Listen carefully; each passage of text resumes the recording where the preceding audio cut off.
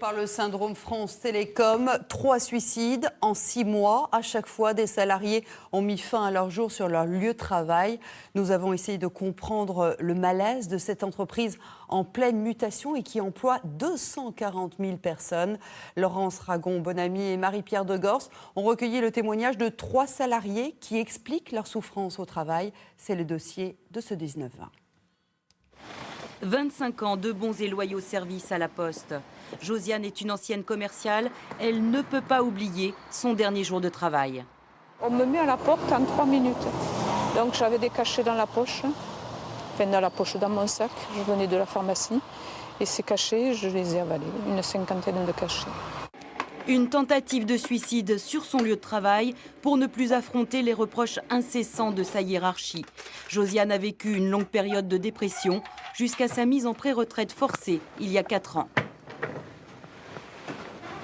Sur le moment, c'était quelque chose de la Poste, je ne pouvais plus la voir. Elle m'avait fait vivre, mais elle m'avait tuée aussi. Elle m'avait tuée. Et je le dis bien parce que j'étais morte.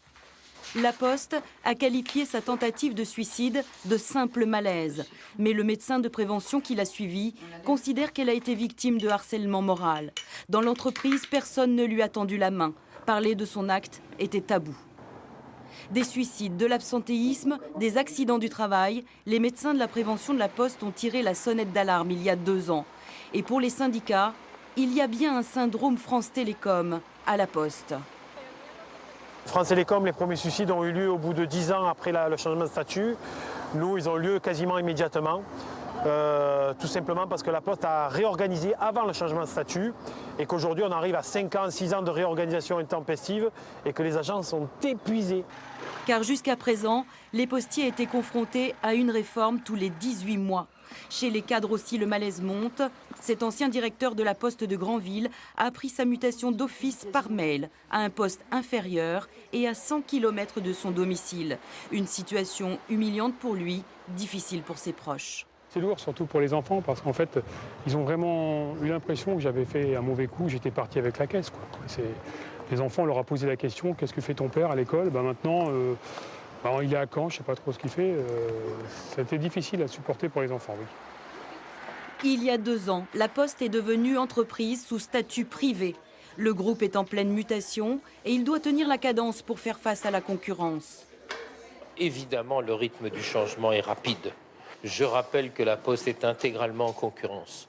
Il n'y a plus un euro de chiffre d'affaires en monopole au sein de la Poste. Et je rappelle aussi que la Poste n'est pas subventionnée, contrairement à ce que croient beaucoup de gens.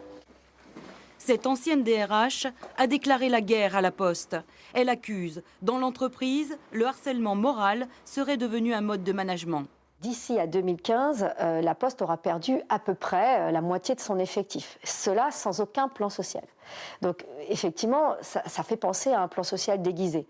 Ensuite, je pense qu'il y a une habitude qui a été prise au sein de l'entreprise de gérer toutes les personnes qui gênaient, peu importe le motif, toujours de la même façon. Et ce que je dis, c'est que c'est un mode de gestion qui est lié au harcèlement. Frappée par une vague de suicides, 3 morts en 6 mois, la direction de la Poste a consenti une pause dans les réorganisations. Un grand dialogue a été décrété pour tenter d'apporter des réponses à des hommes et des femmes en souffrance au travail. Les Britanniques pourront désormais ajouter sur leur profil la mention donneur d'organes si l'opération était